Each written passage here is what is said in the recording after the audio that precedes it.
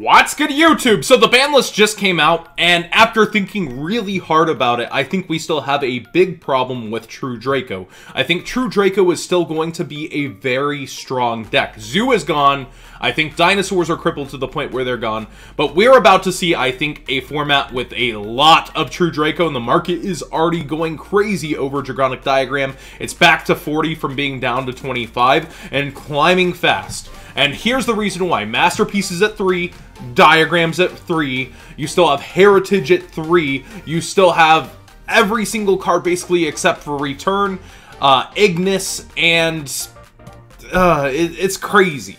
It's really crazy. Knuckles is gone, but so that stops you from playing during their turn as much. It stops one of the huge problems. Basically, you're going to be facing down a Masterpiece, and you're going to know it unless they hard draw the trap. But the thing is, there's so many ways to consistently draw and go through your deck right now using it, that Masterpiece is still just one of the ultimate problems right now. And I'm set up in Market Watch just to kind of show you the initial reactions to a lot of these prices, such as Diagram. Like, Masterpiece isn't moving, people are going for Diagrams because it's at 3. I think Masterpiece will kind of follow suit, because everyone who's going to have Diagrams is going to need the next ones. But let's look at all the ways we have to up the consistency right now. The Spellbook engine didn't get hit, that got hit over in Japan, and we still have Spellbook of Knowledge able to add a consistency using Blue Boy without having to special summon. Now there's two ways to take this deck after that, in my opinion. You can go for super consistency. We can go for Card of Demise versions. Card of Demise definitely adds an element of not getting hit on the ban list. It adds an element of super consistency, because usually you're normal summoning, gaining additional tributes, and that hasn't changed. Basically, you now just have to use your Diagrams to either hard search both a trap and a Masterpiece, or you have to hope that on your Heritage you're going to be drawing some extra cards and getting there.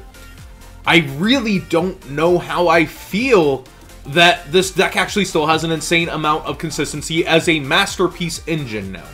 And you can mix it with so many things. So we can go Card of Demise and up the consistency even more with Pot of Duality.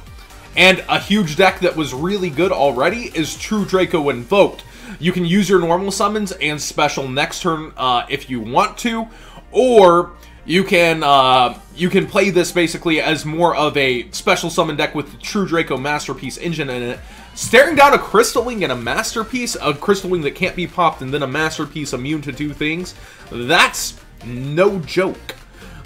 It's really crazy, because, of course, Ice Spell restricts special summons, but, you know, you can still set up the traps and even do the disruption during their turn if you draw well enough. I think that this might be the least consistent, but more powerful version, the more explosive plays in a sense. But I think the Invoked Wind Witch True Dracos will be a real thing. I think True Dracos with some other engine that might support them could be a thing. One of my friends said Paleozoics, but I don't think that really meshes well with the deck, as those aren't continuous traps. Although you can activate searchable continuous traps to bring back your Paleos and play with Card of Demise, as Paleos already does very well with that. I have no clue what the future looks like, but there's so many decks that can still mash in a Masterpiece engine. And our Field Wipes got hit too, so tributing a trap and a monster actually just got better. Dark Hole got hit, Kaiju Slumber got hit. It's really insane how consistent this deck still is. So I just want to address the elephant in the room there. I think True Draco is still a top deck, or at least some kind of variant of it will be. And that's a problem, I think. I mean, it didn't have long in the meta compared to a lot of decks. Look how long Zoo had. Look how long other decks did. And it got hit really hard. But for those thinking Masterpiece is gone and it's opened the way for World Chalice, it's not. Masterpiece is actually just still going to be here. And even with 3 Rescue Rabbit, I think World Chalice is going to face the same problem of, when I drop Masterpiece, what you gonna do? You're gonna have to down the consistency of your deck a lot and find ways to play against Masterpiece. And as we've seen, represented by Top Cut of World Chalice, it's not there much. And I think that this trend's going to continue as long as Masterpiece, as long as it's there. The consistency of this deck's still insane, with 3 Diagram, 3 Cardinamize, 3 Pot of Duality, 3 Spellbook of Knowledge, 3 Blue Boy, 3 Secrets if you want. It's just actually insanely consistent before you even consider summoning something else besides a true Draco. I also think it was a bit excessive, the hits on dinosaurs, but I guess it won Worlds. I don't know how to feel about this immediately. Like, we're gonna enter an era where a lot of people saw Zoo and True Dracos as the 2 major decks, and True Dracos are going to survive, but not as they were.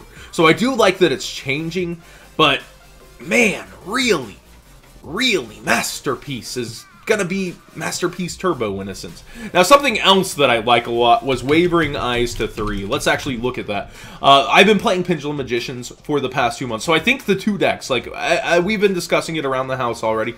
We think that the 2 decks are likely to be Pendulums and True Draco so far. Like, those seem to be coming to the forefront, and then World Chalice is in the conversation, but I still think with Masterpiece running around, it's going to have problems. Like, World Chalice definitely gives the Pendulum deck a run for its money, and oh, Super Wavering's already at 2s. I told you guys to get them at 5 cents to a quarter. Well, yep, there they already are for the Supers, but you can still get the commons so cheap, I'm sure. But I think that Pendulums is going to be the other top deck that we're going to have to contend with here. And let's look up Duelist Alliance, because that's going to be a huge card that you're going to have to get for the deck. And Duelist Alliance, are you going crazy yet? Nope, it's still pretty cheap. It's a little above market price, but I think people are realizing already that Pendulums, it's a really cheap budget deck right now, and True Draco are kind of the 2 top decks in the forefront until Spirals hit. Now, Spirals will be hitting fast. We'll have it in time for YCS Dallas here in October. But until then, we've got to figure out the meta and what we're going to play before Spirals if you're playing the game. And that's represented by Super Agent being a $20 card and being insane and no preemptive hits on it.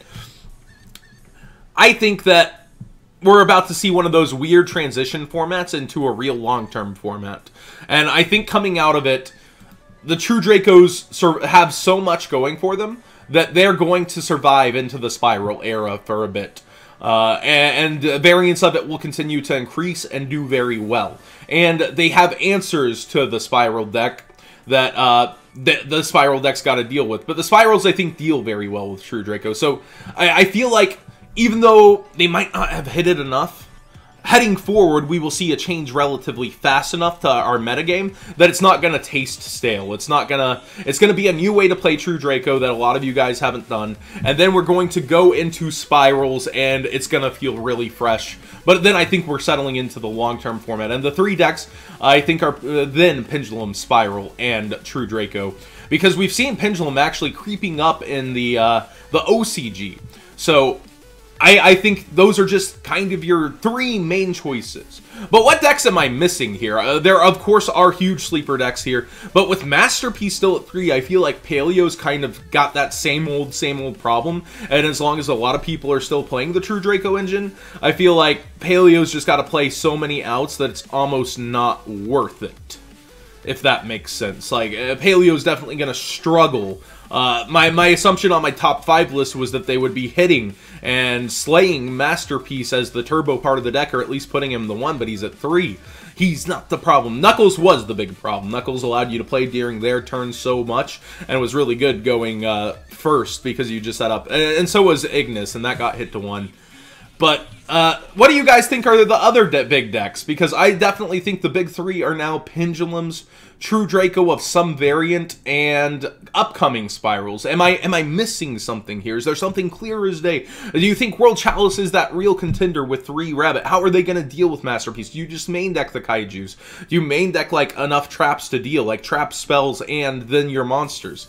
How are you going to deal with Masterpiece as a World Chalice player? I want to know, because I really like the deck, and it's so good, and 3 Rabbit's going to up the consistency insanely. 3 Rabbit, 3 Venus. Drawing a Shine Ball ain't bad because you turn it into a Link Spider. There's so much going for the deck that I have to imagine that we're gonna see it compete somehow, and it'll pierce its way in. But it's my fourth pick right now. Maybe I'm underselling 3 Rabbits, because 3 Rabbits is pretty darn exciting. Thanks for watching, give it a thumbs up, and again, let me know. I want to hear all the decks that you guys are thinking of. I'll probably do a top 10 decks of the format coming up in the next couple days. I definitely do like where the meta is headed. I like that it's a little refreshing, but I still see this as a relatively big problem for us.